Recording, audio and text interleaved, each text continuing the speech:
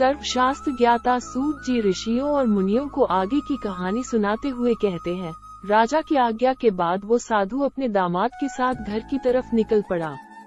कुछ दूर जाने के बाद रास्ते में उसे एक व्यक्ति मिला जो डंडे के सहारे चल रहा था।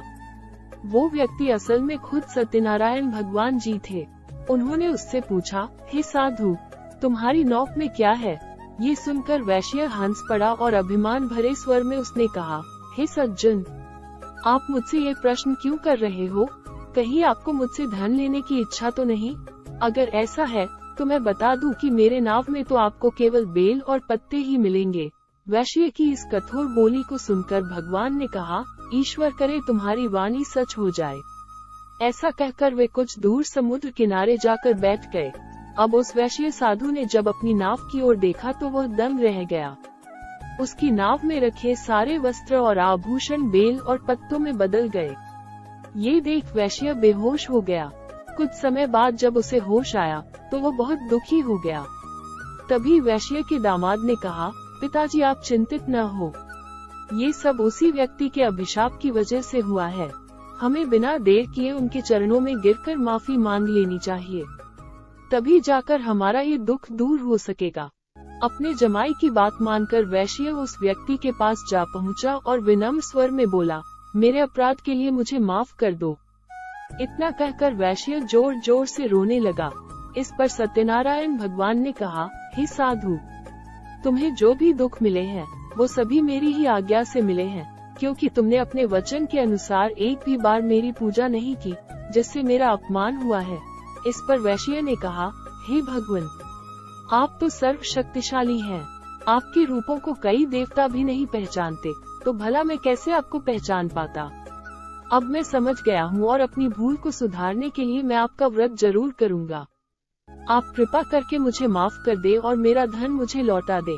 साधु की बात सुनकर भगवान सत्यनारायण खुश हुए और उसे आशीर्वाद देकर ओझल हो गए। इसके बाद वैश्य अपने जमाई के साथ नाव की ओर लौटा। वहां पहुंचते ही उसने देखा कि उसकी नाव में पहले की तरह धन भरा हुआ था।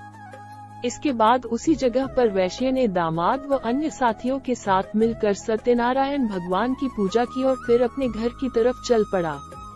वैश्य जब अपने जमाई के साथ नगर के पास पहुंचा, तो उसने एक दूत के माध्यम से अपने और दामाद के वापस आने की सूचना पत्नी को भिजवाई।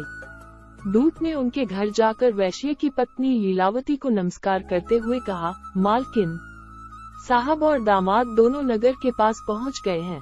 वैश्य की पत्नी लीलावती उस दूत की बात सुनकर काफी प्रसन्न हो गई। उसने तुरंत सत्यनारायण भगवान का व्रत पूरा कर अपनी पुत्री कलावती से कहा, मैं तुम्हारे पिता के दर्शन के लिए जा रही हूँ। तुम भी अपना काम पूरा कर तुरंत दर्शन के लिए आ जाना। अपनी माता की बातें सुन कलावती भी प्रसन्न हो गई और जल्दबाजी में सत्यनारायण भगवान की कथा का प्रसाद छोड़कर अपने पति और पिता से मिलने चली गई। कलावती द्वारा प्रसाद का अनादर देख भगवान सत्यनारायण एक बार फिर से नाराज हो गए। क्रोध में आकर उन्होंने नाव सहित कलावती के पति को पानी में डुबो दिया। जैसे ही कलावती वहां पहुंची, उसने देखा कि उसका पति वहां नहीं है, तो वो बेहद दुखी हुई और जोर जोर से रोने लगी। वैश्य अपने जमाई को डूबता देख एक बार फिर से सत्यनारायण भगवान का स्मरण करने लगा। उसने प्रभु से प्रार्थना की और कहा, हे ईश्वर, कृपा कर मेरे परिवार से हुई भूल को माफ कर दे। साधु की प्रार्थना सुनकर सत्यनारायण भगवान ने कहा, हे साधु, तुम्हारी बेटी ने मेरे प्रसाद का अपमान किया है। यही कारण है कि उसका पति ये दंड झेल रहा है। अगर वो वापस घर लौटकर मेरे प्रसाद का सेवन करती है तो उसका पति सकुशल वापस लौट आएगा। इतना सुनते ही कलावती तुरंत घर के अंदर जाती है और प्रसाद का सेवन करती है। प्रसाद खाने के बाद जब कलावती दोबारा अपने घर के बाहर गई, अपने पति को सही सलामत पाया। इसके बाद साधु एक बार फिर से अपने परिजनों के साथ मिलकर पूरे विधि विधान के साथ श्री सत्यनारायण भगवान का व्रत करता है। पूजा के बाद वो सुखी सुखी अपना जीवन व्यतीत करता है और अंत में वो इस लोक का सुख प्राप्त कर स्वर्गलोक चला जाता है। इस प्रकार श्री सत्यनारायण भगवान की चौथा अध्याय समाप्त हुआ। आपको ये जानकारी कैसी लगी, कृपया कमेंट करें, हमें बताएं और वीडियो को लाइक शेयर सब्सक्राइब जरूर करें। ये हमको रोचक वीडियो बनाने में सहयोग करता है। जय श्री कृष्ण।